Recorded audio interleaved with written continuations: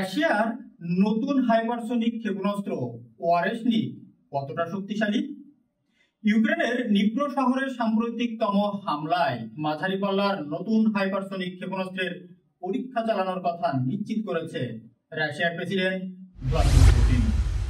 ক্রেমলিনের ভাষ্য, যুক্তরাষ্ট্র ও যুক্তরাজ্যের সরবরাহ করা ক্ষেপণাস্ত্র দিয়ে রাশিয়ার মূল ভূখণ্ডে ইউক্রেনের হামলা চালানোর জবাবে হাইপারসোনিক এই ক্ষেপণাস্ত্র ছোড়া হয়েছে। এর আগে বিদায়ী মার্কিন প্রেসিডেন্ট জো বাইডেন ও তার প্রশাসন রাশিয়ায় হামলায় ইউক্রেনকে দূরপাল্লার ক্ষেপণাস্ত্র ব্যবহার করার অনুমতি দেয়। এতে ওয়াশিংটন ও কিয়েভের সঙ্গে মস্কোর উত্তেজনা বেড়ে গেছে। মার্কিন প্রতিরক্ষা সদর দপ্তর পেন্টাগন বলছে, পারমাণবিক অস্ত্রের ঝুঁকি হ্রাসে নিয়োজিত চ্যানেলগুলোর মাধ্যমে রাশিয়ার ওই ব্যালিস্টিক ক্ষেপণাস্ত্র ব্যবহার করার বিষয়টি জেনেছে তারা।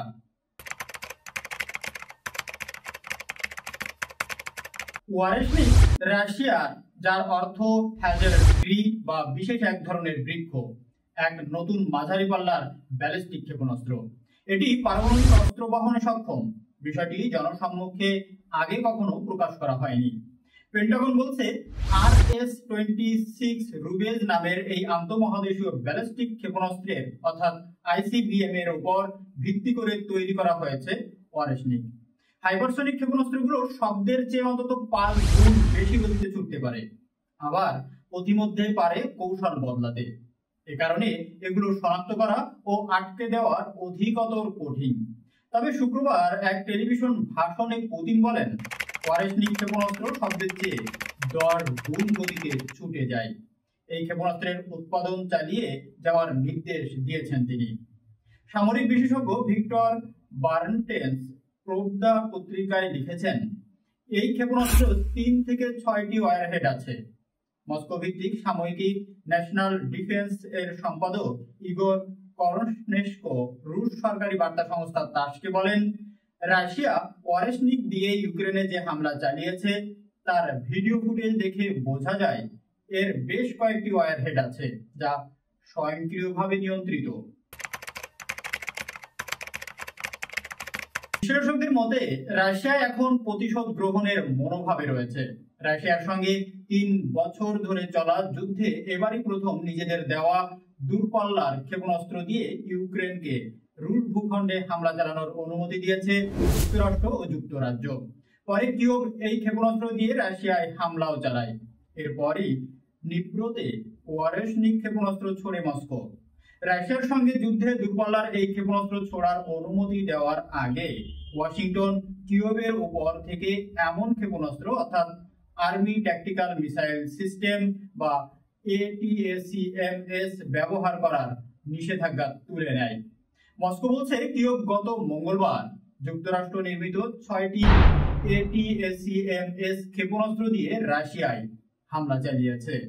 এর 2 দিন পর বৃহস্পতিবার রাশিয়ায় যুক্তরাজ্যের স্ট্রং শ্যাডো ক্রুজ ক্ষেপণাস্ত্র ও যুক্তরাষ্ট্রের হিমার্স ক্ষেপণাস্ত্রের হামলা চালায় ইউক্রেন। মস্কো বলছে, নিজেদের সরবরাহ করা দূরপাল্লার ক্ষেপণাস্ত্র দিয়ে রাশিয়ায় হামলার অনুমতি দেওয়ার মধ্য দিয়ে পশ্চিমা দেশগুলো এই যুদ্ধে সরাসরি অংশ নিচ্ছে। শুক্রবার ক্রেমলিন এর মুখপাত্র দিমিত্রি পেসকভ বলেন, এ ব্যাপারে মস্কোর কোনো সন্দেহ নেই যে নিপ্রোতে ওয়ারেশনিক দিয়ে হামলা একটি সতর্ক বার্তা। ওয়াশিংটন তা বুঝেছে। পেসকভ বলছে, ওয়ারেশনিক ছুড়ে মূলত এই বার্তাই দেওয়া হচ্ছে যে দূরপাল্লার ক্ষেপণাস্ত্র তৈরি এবং তা ইউক্রেনের সরবরাহ ও রাশিয়ায় হামলায় ব্যবহারের অনুমতি দেওয়ার পশ্চিমা নিষেধাজ্ঞার বেপরোয়া সিদ্ধান্ত ও কর্মকাণ্ড মস্কো জবাব না দিয়ে থাকবে না। টেলিভিশনে গত বৃহস্পতিবার দেওয়া অনির্ধারিত এক বক্তব্যে প্রেসিডেন্ট পুতিন বলেছেন, নিপ্রোতে ওয়ারেশনিক ছোড়ার মধ্য দিয়ে যুদ্ধক্ষেত্রে রাশিয়ার মাঝারি পাল্লার আধুনিকতম ক্ষেপণাস্ত্র ব্যবহার এর ব্যবস্থা পরীক্ষা চালানো হয়েছে। পুতিন বলেন, ওই হামলায় অপারমাণবিক হাইপারসোনিক অস্ত্রের পরীক্ষা চালানো হয়। পরীক্ষা ছিল সফল এবং তা নির্দিষ্ট লক্ষ্যবস্তুতে আঘাত হেনেছে। আকাশ প্রতিরক্ষা ব্যবস্থা ওয়ারেশনিককে ঠেকাতে পারেনি। তিনি আরো বলেন, আধুনিক আকাশ প্রতিরক্ষা ব্যবস্থা এমন ক্ষেপণাস্ত্র আটকাতে পারবে না, এটা অসম্ভব। এখনো পর্যন্ত এমন অস্ত্রকে পাল্টা আঘাত করার মতো কোনো ব্যবস্থা নেই।